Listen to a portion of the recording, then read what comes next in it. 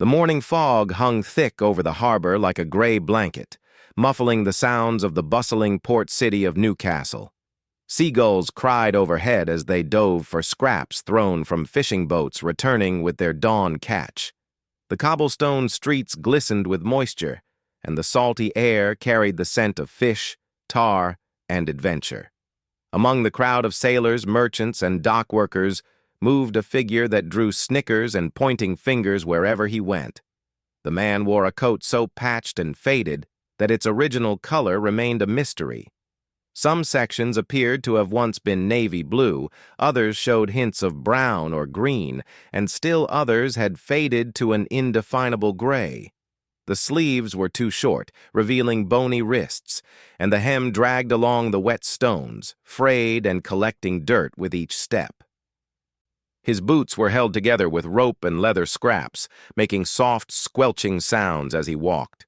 A battered hat sat askew on his head, missing half its brim and sporting a collection of holes that let the morning drizzle through. His beard was unkempt, streaked with gray, and his eyes seemed to hold secrets that no one bothered to notice behind their mockery. "Look at that scarecrow," laughed a burly fisherman, pointing at the vagrant as he passed. "Bet he hasn't seen a proper meal in weeks." "Or a bath in months," added his companion, holding his nose dramatically. "Probably sleeps in the alleys with the rats." The vagabond paid no attention to their words, continuing his steady pace toward the naval dockyards. His weathered hands remained buried deep in the pockets of his ridiculous coat, and his eyes stayed fixed on some distant point beyond the crowd's understanding. Near the entrance to the military section of the harbor stood Captain William Morrison, a man whose reputation preceded him wherever he went. At 45, he commanded respect through both his tactical brilliance and his ability to read people like maps. His uniform was immaculate, brass buttons gleaming despite the overcast sky, and his posture spoke of years spent on rolling decks and in dangerous waters. Captain Morrison was reviewing morning reports when the commotion caught his attention. He looked up to see the raggedy figure approaching, followed by a growing crowd of amused onlookers. The captain's first instinct was to have the vagrant removed from the naval area, but something made him pause and observe more carefully. "Sir," said Lieutenant Hayes, Morrison's aide, "shall I have that beggar escorted away from the docks?" The captain raised a hand to silence his subordinate, his keen eyes studying the approaching figure. There was something about the man's bearing that didn't match his appearance. Despite the ridiculous coat and shambling gait, the vagabond moved with purpose. His shoulders, though hunched, showed hints of military bearing that most people wouldn't notice. "Not yet, Lieutenant," Morrison replied quietly. "Let's see what this fellow wants." The crowd's laughter grew louder as more people noticed the strange figure. Dock workers paused in their labor to point and jest. Even some of the naval personnel couldn't suppress their grins at the sight of such a comical character approaching their sacred military space. "Hey, old man," called out a young sailor, "this ain't the place for begging. Try the market square." "Someone should tell him the costume party was last week," another voice shouted, causing fresh waves of laughter. But Captain Morrison wasn't laughing. His trained eye had caught something the others missed entirely. As the vagabond moved closer, a gust of wind had lifted one side of the tattered coat, revealing a small patch sewn near the left breast. It was only visible for a moment, but Morrison's sharp gaze had caught the distinctive design. The patch was small, no larger than a man's thumb, but it bore a symbol that made the captain's blood run cold. A golden anchor crossed with a naval cutlass, surrounded by 13 stars arranged in a specific pattern. It was a decoration that Morrison had seen only a handful of times in his entire career, and never on anyone who looked like this shambling vagrant. "Impossible," he whispered under his breath, his mind racing through the implications. The vagabond continued his approach, seemingly oblivious to the growing crowd and their increasing volume of mockery. Children had now joined the spectacle, following behind and mimicking his peculiar walk. Street vendors paused their calling to watch the entertainment, and even some of the more serious merchants couldn't help but smile at the sight. 20 years I've worked these docks, laughed an older longshoreman, and I've never seen anything quite like that coat. Looks like it was put together from old sails and fishing nets. My grandmother's quilts look better than that mess, added a woman selling fresh bread from her cart. Someone should take pity on the poor soul and give him proper clothes. But Captain Morrison's attention was focused entirely on that small patch. The Order of the Deep Waters was not something given lightly or worn casually. It was a decoration reserved for acts of extraordinary valor in naval service, typically awarded posthumously. There were perhaps 50 men alive in the entire world who had earned the right to wear that particular combination of symbols. "Lieutenant Hayes," the captain said quietly, his voice carrying a new tension. "Yes, sir?" "Clear this crowd. Now." "Sir?" Hayes looked confused, still seeing only a vagrant approaching their position. "You heard me? Move these people along. This is a naval facility, not a circus." Hayes began shouting orders to disperse the crowd, though many lingered, reluctant to miss whatever entertainment might unfold. The Vagabond continued his steady approach, now only 50 yards from where Captain Morrison stood. As the distance closed, Morrison could make out more details about the strange figure. Despite his ragged appearance, the man's posture suggested someone accustomed to command. His eyes, though shadowed by the broken brim of his hat, held an intelligence and alertness that contradicted his vagrant appearance. The captain's mind raced through possibilities. Could this be some kind of elaborate ruse? A test of his security procedures? Or perhaps something far more serious was unfolding before his eyes? "Sir," Lieutenant Hayes returned, having partially cleared the immediate area. "The crowd is dispersing, but many are watching from a distance. Should I call for additional security?" Morrison considered the question carefully. If his suspicions were correct, the last thing he wanted was to create an incident that might escalate beyond control. But if he was wrong, he risked allowing a potential threat to approach unchallenged. "No additional security," he decided, "but stay alert." The Vagabond was now close enough that Morrison could see his face clearly. Beneath the wild beard and weathered features, he recognized the bone structure of a man who had once been clean-shaven and well-groomed. Scars crossed the visible portions of his face, including one that ran from his left temple to his jawline, suggesting someone who had seen serious combat. "Good morning, Captain Morrison," the Vagabond said, his voice carrying a cultured accent that seemed entirely at odds with his appearance. The crowd that remained within earshot fell silent, surprised by the refined tone. Morrison felt his heart skip. Not only did this man know his name and rank, but his manner of speaking suggested education and breeding. The pieces of the puzzle were beginning to form a picture that the captain found deeply unsettling. "Do I know you?" Morrison asked carefully, his hand unconsciously moving to rest on his sword hilt. The Vagabond smiled, the expression transforming his face entirely. For a moment, the years and hardships seemed to fall away, revealing hints of the man he had once been. "We haven't been formally introduced," he replied. "But our paths have crossed in the service of the Crown. I come with urgent news that concerns the security of this port." The remaining onlookers exchanged confused glances. This was not the conversation they had expected to witness. The beggar spoke like a gentleman, and Captain Morrison, instead of ordering him away, seemed to be taking him seriously. "What kind of news?" Morrison asked, though part of him already suspected that whatever this man had to say would change everything.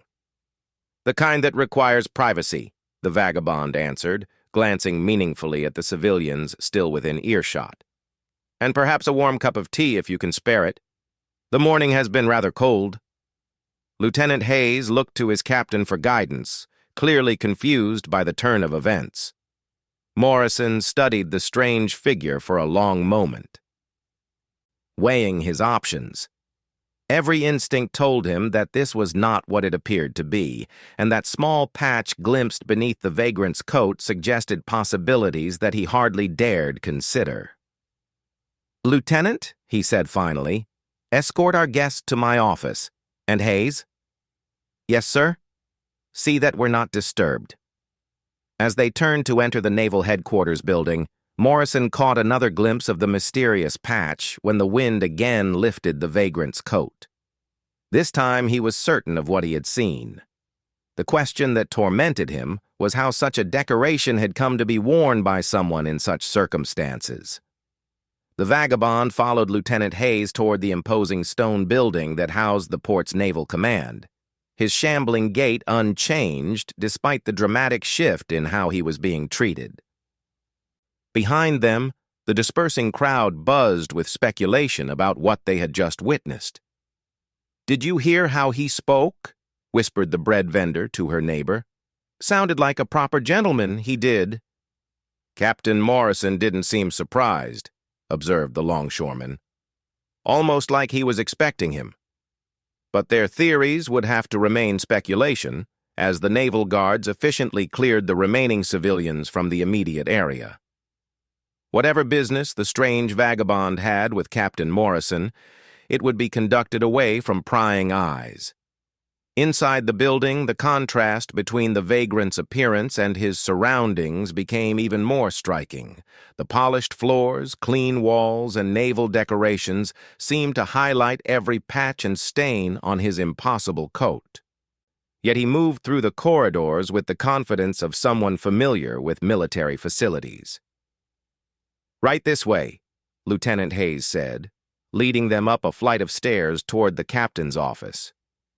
His voice carried a new note of uncertainty, as if he was beginning to suspect that the morning's events were not proceeding according to any normal pattern.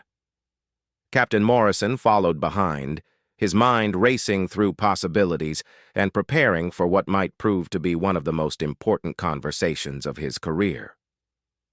The small patch beneath the vagrant's coat had opened a door to questions that he wasn't certain he was prepared to have answered. As they reached the door to his office, Morrison paused and looked back at his unexpected guest. In the better light of the corridor, he could see more details that supported his growing suspicions. The man's hands, despite being dirty and weathered, showed calluses consistent with years of handling naval weapons and rigging. His posture, when he thought no one was watching, straightened into something approaching military bearing. "After you," Morrison said, opening the door to his office and stepping aside. The vagabond entered without hesitation, his eyes immediately scanning the room in a way that suggested tactical assessment rather than casual curiosity. He noted the positions of windows, doors, and potential weapons with the automatic thoroughness of someone trained for such observation. "Please take a seat," Morrison offered, gesturing toward a chair facing his desk. "Thank you," the vagabond replied, settling into the chair with a slight sigh of relief. "It has been some time since I've been offered such courtesy." As Morrison moved around his desk to take his own seat, he noticed that his guest was carefully adjusting his coat to keep the mysterious patch concealed. The gesture was subtle but deliberate, suggesting someone well-versed in the importance of controlling what information others could access. "Now then," the captain said, settling behind his desk and fixing the vagrant with a steady stare. "Suppose you tell me who you really are and what brings you to my harbor dressed as a scarecrow." The vagabond's smile returned, and for a moment his eyes held a glimmer of what might have been amusement or admiration. "Direct questions deserve direct answers, Captain Morrison," he said. "Though I suspect you've already begun to guess at least part of the truth." Morrison leaned forward slightly, his entire attention focused on the man across from him. Outside, the normal sounds of the harbor continued, but inside this office, he sensed that the next few minutes might reshape his understanding of everything he thought he knew about his posting and its importance. The vagrant's next words would either confirm his suspicions or prove that he had allowed his imagination to run away with him. Either way, Captain Morrison knew that this meeting would be remembered as the moment when his comfortable routine was shattered forever. "I suppose," the vagabond said quietly, "we should start with why someone wearing the Order of the Deep Waters would choose to dress like a beggar and walk openly through a military port in broad daylight." Morrison's suspicions were confirmed. This man not only wore the decoration, but knew its significance well enough to reference it directly. Whatever game was being played, it was far more complex and dangerous than anything the captain had prepared for when he had risen that morning to review routine reports. The conversation that was about to unfold would change everything, and both men knew it. Captain Morrison leaned back in his chair, studying the man across from him with new intensity. The mention of the Order of the Deep Waters had confirmed what his trained eye had suspected, but it also raised a dozen new questions that demanded answers. "The Order of the Deep Waters," Morrison repeated slowly, "is not something one discusses casually. There are perhaps 50 living men authorized to wear that decoration, and I know the names and faces of most of them." The vagabond nodded, reaching into his coat with careful movements. Morrison tensed slightly, his hand moving toward his sidearm, but relaxed when the man produced nothing more threatening than a battered leather wallet. "Commander James Blackwood, Royal Navy, retired," the vagabond said, opening the wallet to reveal official documents that, despite their worn condition, bore the official seals and signatures that Morrison recognized. "Though I suspect my retirement was somewhat more dramatic than most." Morrison accepted the papers and examined them carefully. The documents were genuine, bearing the watermarks and security features that would be nearly impossible to forge. But the photograph attached to the service record showed a clean-shaven officer in full-dress uniform, bearing little resemblance to the bearded vagrant sitting across from him. "Blackwood," Morrison murmured, the name stirring memories from his Naval Academy days. "The Falcon's Nest operation. You were presumed dead when your ship went down in the Channel." "Presumed correctly, as far as most of the world was concerned," Blackwood replied. "The Adamant was lost with all hands during what the official reports called a training accident. Very convenient for certain parties who preferred that particular mission never see daylight." Morrison studied the man more carefully now, looking past the wild beard and weathered features to find traces of the officer he had heard legends about. Commander Blackwood had been a rising star in naval intelligence, known for his unconventional methods and remarkable success rate in the most dangerous assignments. "That was 18 months ago," Morrison said. "Where have you been since then?" Blackwood's smile held no humor. "Learning what it means to be dead while still breathing. Discovering which of my former colleagues could be trusted and which had sold their souls for gold.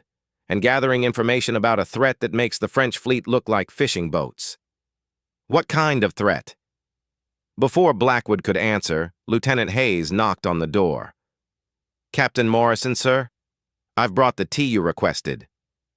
Morrison glanced at Blackwood, who nodded slightly. "Enter." Hayes came in carrying a tray with a steaming pot and 2 cups, doing his best not to stare at the vagrant who was apparently important enough to warrant the captain's best china. As he set down the tray, his eyes couldn't help but notice the official documents spread across Morrison's desk. "That will be all, Lieutenant," Morrison said firmly. "See that we're not disturbed for any reason short of invasion." Hayes saluted and left, though his curiosity was clearly burning. Blackwood waited until the door closed before continuing. "What I'm about to tell you will sound like the ravings of a madman," he said, accepting a cup of tea with obvious gratitude. "But I have proof of every word. Purchased with blood and 18 months of living like a ghost." Morrison poured his own cup and settled back to listen. "I've heard stranger things in my career, Commander. Proceed." Blackwood took a sip of the hot tea, closing his eyes briefly as if savoring the simple pleasure. When he opened them again, they held the hardness of a man who had seen too much. The Adamant wasn't lost to enemy action or mechanical failure, he began. We were betrayed by someone high in the Admiralty, someone with access to our mission orders and sailing schedules. The attack was planned and executed with precision that could only come from inside knowledge. Betrayed by whom? That's the question that's kept me alive for the past year and a half, Blackwood replied. But I've narrowed it down to 3 possibilities. All of them with the power to order my death and make it look like an accident. Morrison leaned forward. You have proof of this betrayal? Blackwood reached into his coat again, this time producing a small leather journal bound with cord. The book looked as battered as its owner, water-stained and worn from constant handling. Names, dates, financial records, coded communications, he said, placing the journal on the desk. 18 months of following trails of gold from London to Paris to ports I'd never heard of before this started. The betrayal of the Adamant was just the beginning, Captain Morrison. What I've uncovered threatens the security of every British port from Cornwall to Scotland. Morrison picked up the journal, noting its weight and the careful handwriting visible through the worn pages. What exactly are you saying? I'm saying that someone in the Admiralty has been selling information to the French for at least 3 years, Blackwood said quietly. Ship movements, cargo manifests, defensive positions, personnel assignments. Everything needed to plan attacks that would appear to be accidents or piracy. The captain felt his blood chill. The merchant vessel losses in the Channel?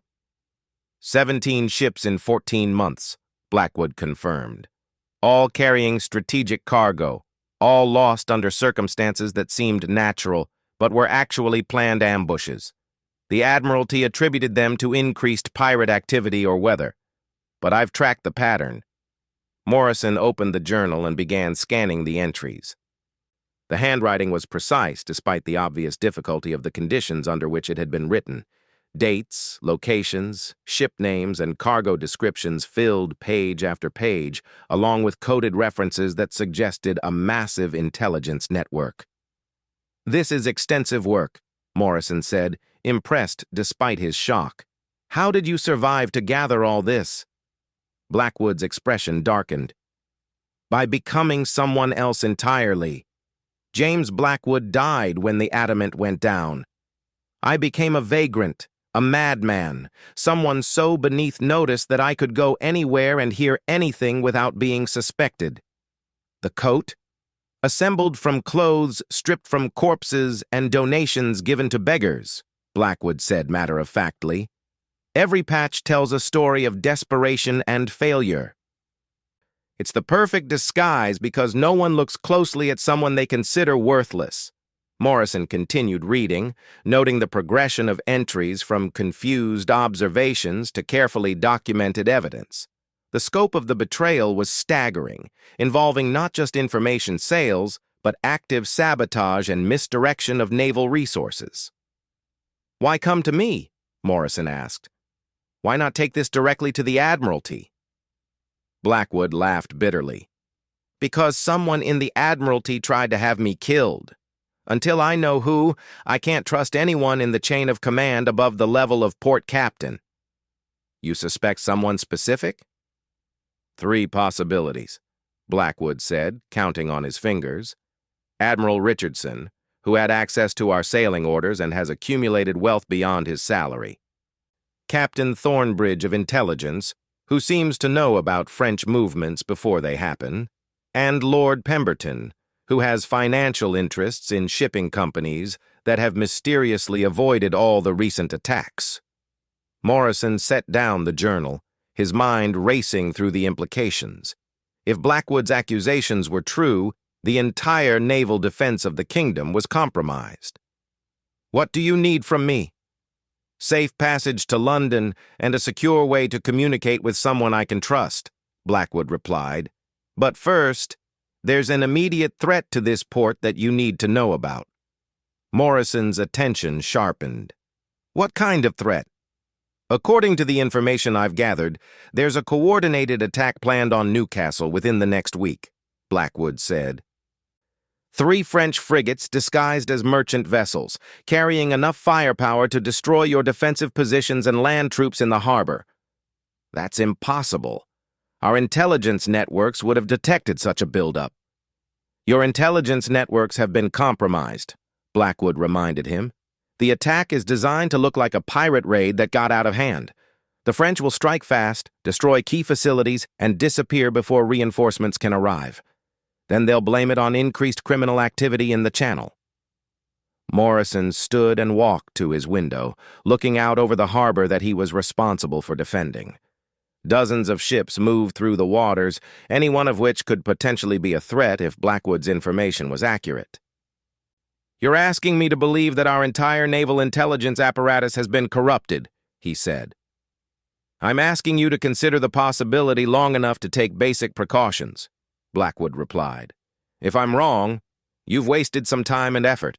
If I'm right, you might save hundreds of lives and prevent a strategic disaster." Morrison turned back to face him.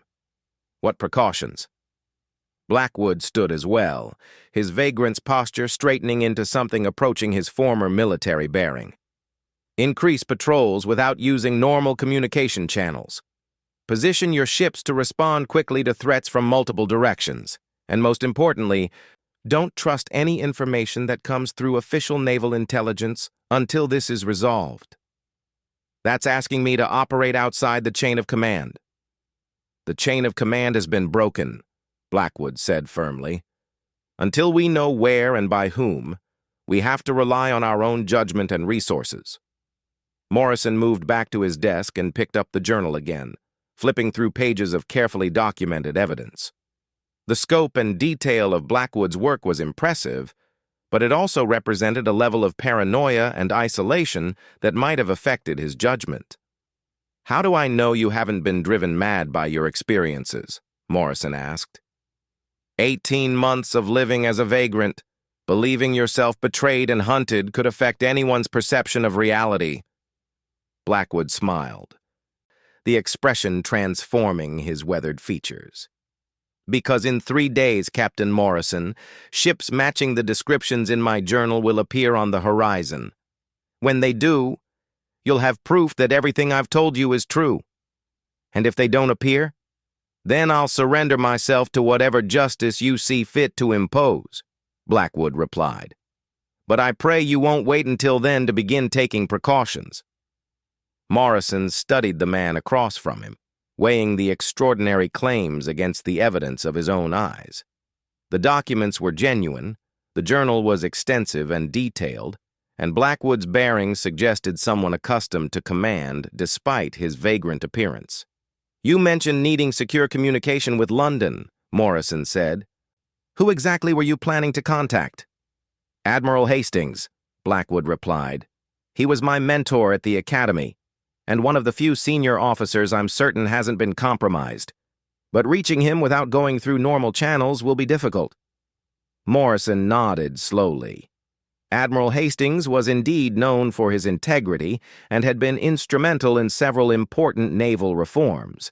If anyone could be trusted with such sensitive information, it would be him.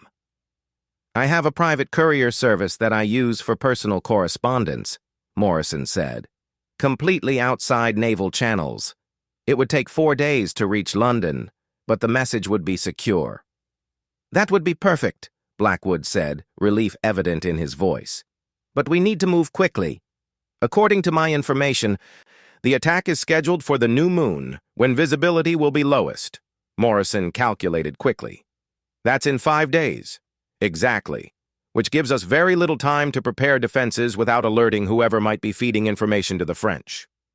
The captain moved to a large map of the harbor mounted on his wall, studying the defensive positions and ship placements with new eyes. If an attack was indeed planned, the current arrangements were adequate for normal threats, but might prove insufficient against a coordinated assault. "Tell me about these disguised frigates," he said. "What exactly should we be watching for?" Blackwood joined him at the map, pointing to various approaches to the harbor. "They'll appear to be ordinary merchant vessels, probably flying false flags and carrying forged documents." But they'll be riding lower in the water than normal cargo ships due to the weight of their guns, and their crews will be larger than necessary for legitimate trade. Where would they likely attack from? Here, here, and here, Blackwood said, indicating 3 points around the harbor's entrance. A coordinated assault designed to overwhelm your shore batteries while landing troops to secure key positions. The goal isn't to hold the port, just to destroy enough infrastructure to cripple operations for months. Morrison studied the indicated positions, considering how to adjust his defenses without creating obvious changes that might alert potential spies. The challenge was enormous, protecting against a threat he couldn't officially acknowledge based on information from a man who was supposed to be dead. "I'll need to brief my senior officers," he said. "Carefully," Blackwood warned. "We don't know how deeply the corruption extends. Brief only those you absolutely trust, and don't put anything in writing that could be intercepted." Morrison nodded, understanding the delicate balance required. "What about you? You can't continue wandering around dressed as a vagrant. Someone will eventually recognize you despite the disguise." Blackwood considered the question. "I have safe houses in the city, places where I can lie low until this is resolved.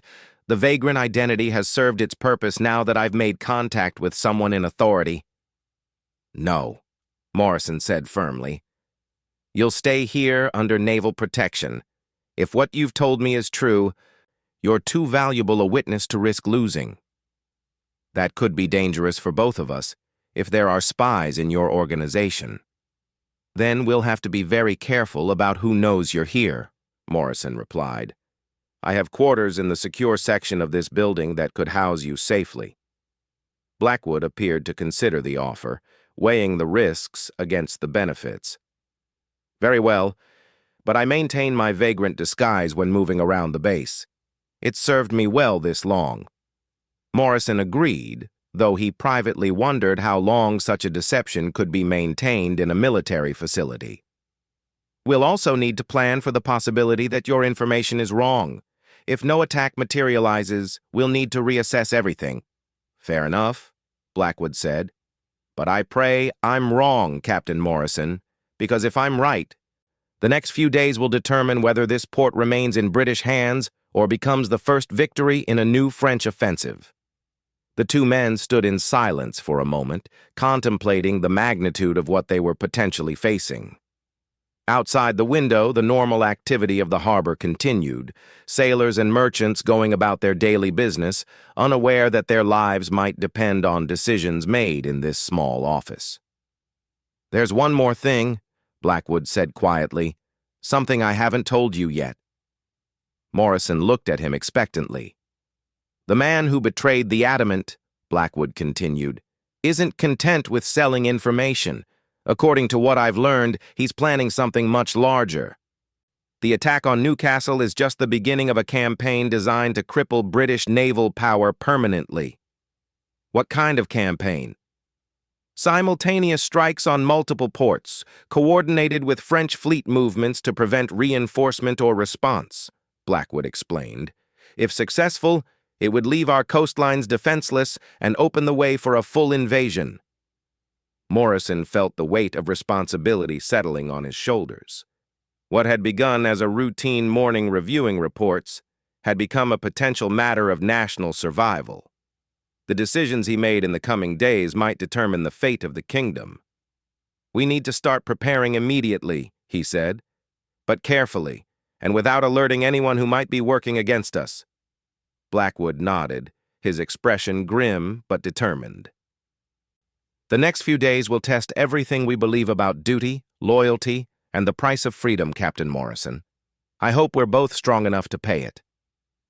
As if summoned by the gravity of their conversation, clouds gathered outside the window, casting the harbor in shadow and reminding both men that storms could arise with little warning, whether from nature or from human treachery. 3 days later, the morning mist clung to Newcastle Harbor like a shroud, limiting visibility to mere yards in any direction. Captain Morrison stood on the observation deck of the naval headquarters, a telescope in his hands, and anxiety gnawing at his stomach. For the past 72 hours, He had quietly implemented Blackwood's suggested precautions, positioning ships and men without arousing suspicion or putting anything suspicious in writing. Commander Blackwood, still maintaining his vagrant disguise but now clean-shaven beneath a false beard, stood beside him scanning the horizon with his own glass. The past 3 days had been spent in careful preparation, identifying trustworthy officers and developing contingency plans for various attack scenarios. "Anything?" Morrison asked quietly. "Not yet," Blackwood replied, though his voice carried tension. "But the conditions are perfect for what I described. This fog would allow ships to approach much closer than normal before being detected." Below them, the harbor carried on its usual morning routine, though Morrison had ensured that more guards than normal were at their posts and additional ship crews were on standby.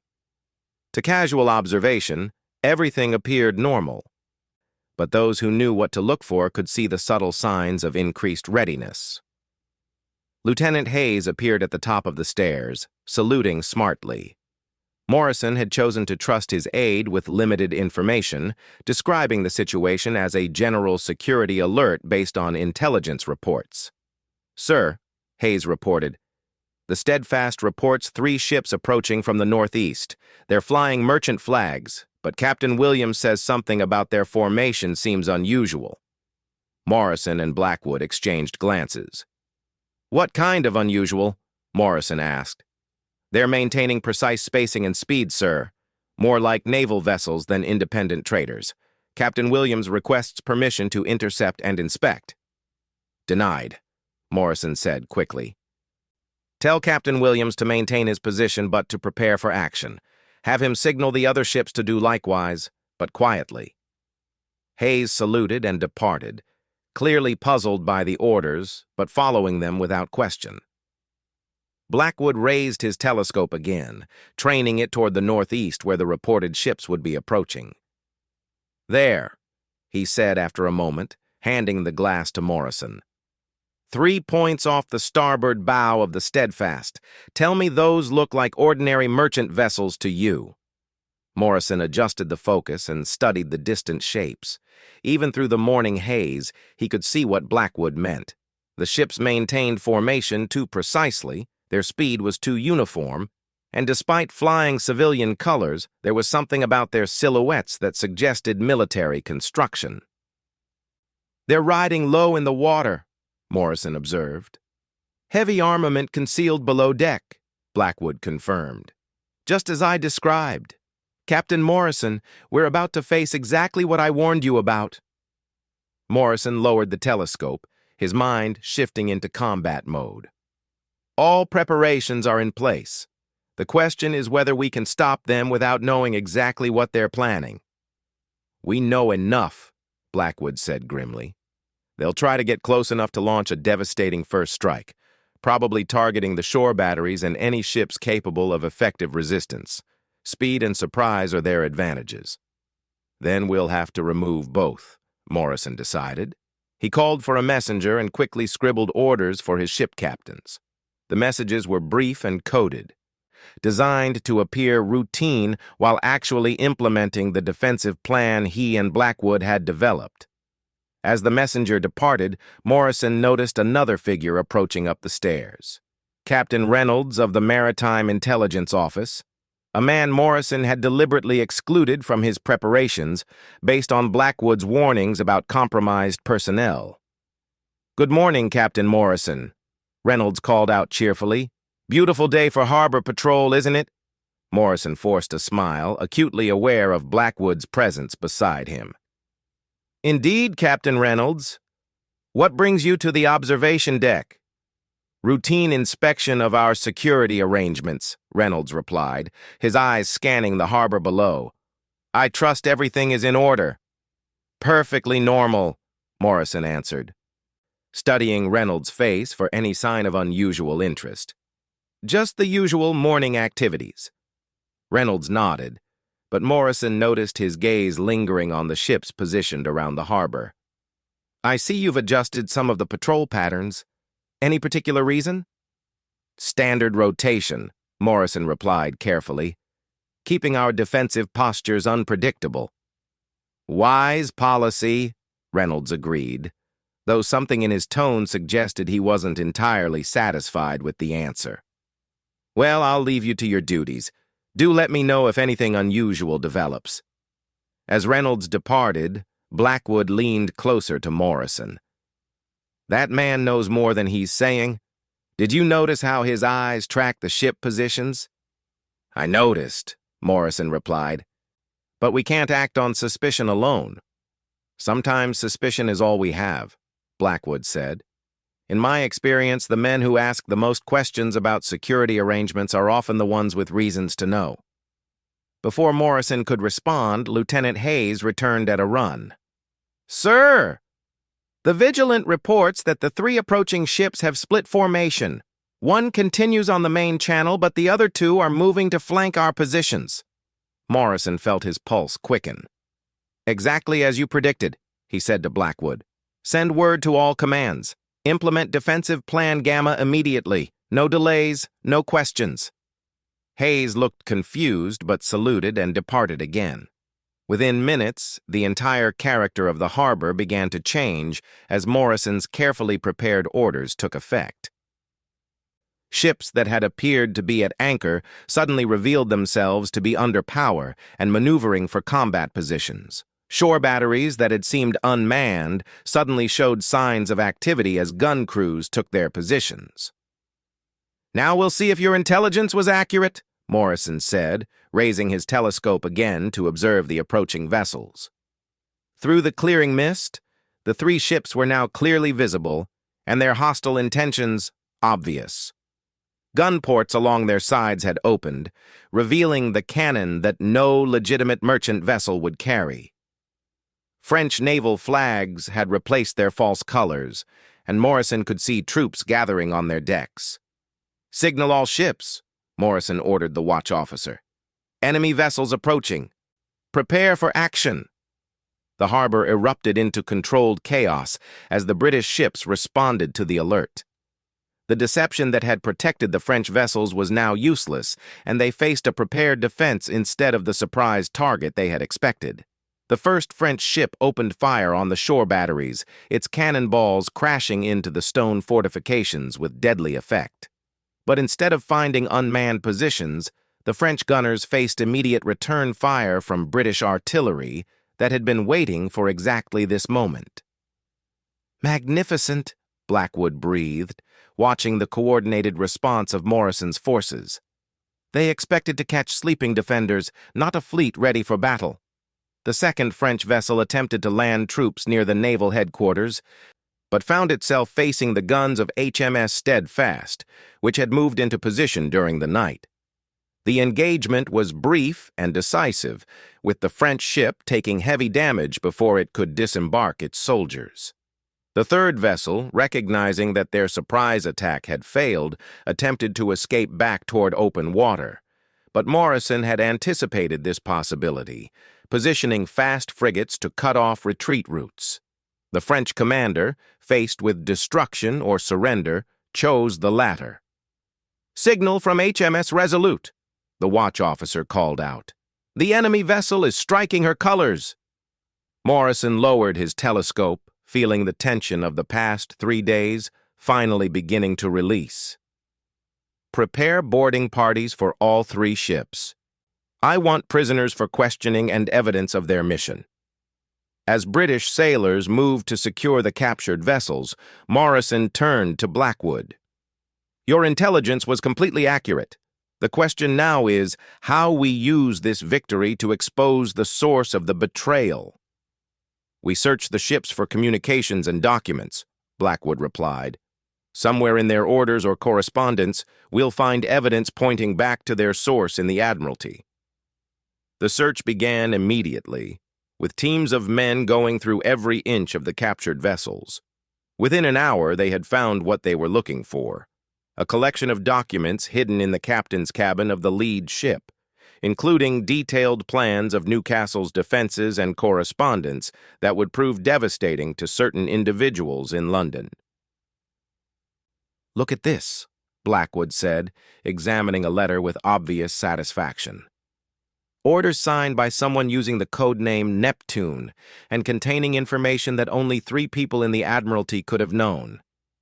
Morrison studied the letter, noting the specific details about ship movements and defensive positions. This narrows down our list of suspects considerably. To 1, actually, Blackwood said grimly. Admiral Richardson is the only person who had access to all the information contained in these documents. We have our traitor. Before Morrison could respond, Captain Reynolds appeared again, this time accompanied by a squad of Marines. "Captain Morrison," he called out, "I'm placing you under arrest for treason and collaboration with the enemy." Morrison stared at him in shock. "On what authority?" "On the authority of Admiral Richardson and the Maritime Intelligence Office," Reynolds replied smoothly. "Your suspicious behavior over the past 3 days, combined with your obvious advanced knowledge of this attack, provides sufficient evidence of collaboration." Blackwood stepped forward, no longer bothering to maintain his vagrant posture. "Captain Reynolds, you're making a serious mistake. Captain Morrison is innocent of any wrongdoing." Reynolds's eyes widened as he recognized Blackwood despite the disguise. "Commander James Blackwood, you're supposed to be dead." "Reports of my death were greatly exaggerated," Blackwood replied. "But your surprise at seeing me is very interesting, Captain Reynolds. Almost as if you had reason to believe I wouldn't survive the loss of the adamant." "I don't know what you're implying," Reynolds said, but his voice had lost its confident tone. "I'm not implying anything," Blackwood said, producing his leather journal. "I'm stating directly that you've been working with Admiral Richardson to sell British naval secrets to the French.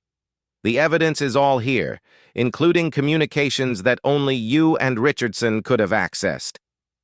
Reynolds's hand moved toward his sidearm, but the Marines behind him looked confused about who they should be supporting.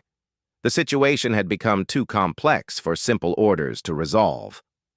"Lieutenant Hayes," Morrison called out, "arrest Captain Reynolds on charges of treason. The evidence from the captured French vessels will support the charges." "You can't prove anything," Reynolds said, but his defiance sounded hollow. "Actually, we can," Blackwood replied, opening his journal to a specific page. "Including the detail that you've been using your position in maritime intelligence to feed information directly to French agents operating in London. Your financial records show payments that coincide perfectly with major intelligence compromises." As the Marines moved to arrest Reynolds, he made a desperate attempt to draw his weapon, but Lieutenant Hayes was faster. The corrupt officer found himself disarmed and in custody before he could threaten anyone. "Admiral Richardson will deny everything," Reynolds said as the Marines secured him. "You have no proof against him." "We have his signed communications with the French commanders," Morrison replied. "That should be proof enough for any court-martial." With Reynolds in custody and the immediate threat neutralized, Morrison could finally turn his attention to the larger implications of what they had uncovered. The betrayal went deep into the naval command structure, and rooting it out completely would require careful investigation. "What happens now?" he asked Blackwood. "Now we send all our evidence to Admiral Hastings along with a detailed report of everything that's happened," Blackwood replied. "Richardson and his network will be exposed and eliminated, and hopefully we can prevent similar betrayals in the future." Morrison nodded. Looking out over the harbor where British ships now flew victory flags alongside their naval colors. The attack had been repelled, the traitors were exposed, and Newcastle remained secure. "Commander Blackwood," he said formally, "I believe it's time for James Blackwood to return from the dead officially. The Royal Navy needs officers of your caliber more than ever." Blackwood smiled, the expression transforming his weathered features once again. "I think I'm ready to trade this ridiculous coat for a proper uniform again, Captain Morrison, though I'll never underestimate the value of appearing to be something other than what you really are." As they walked back toward the headquarters building, Morrison reflected on the lessons of the past few days. Appearances could indeed be deceiving. And sometimes the most important intelligence came from sources that others dismissed as worthless. The vagrant's coat that had provoked so much laughter had concealed one of the Royal Navy's most valuable officers and the information needed to save Newcastle from disaster. It was a reminder that in both war and life, the most dangerous mistake was assuming that you understood everything based on surface appearances. Behind them, the harbor bustled with activity as British sailors worked to repair the damage from the brief battle and secure the captured enemy vessels. The threat had been met and defeated, but the victory belonged as much to careful observation and painstaking investigation as it did to naval gunnery. The mysterious patch beneath a vagrant's coat had indeed told a story, one of loyalty, sacrifice, and the determination to serve one's country regardless of personal cost. It was a story that would be remembered long after the tattered coat itself had been replaced with proper naval dress. In the end, Captain Morrison realized the greatest battles were often won not by those who appeared strongest, but by those who possessed the intelligence and courage to look beyond appearances and act on what they discovered. The vagabond's coat had taught them all a lesson about the difference between what seems true and what actually is true, a distinction that could mean the difference between victory and defeat in any conflict worth fighting.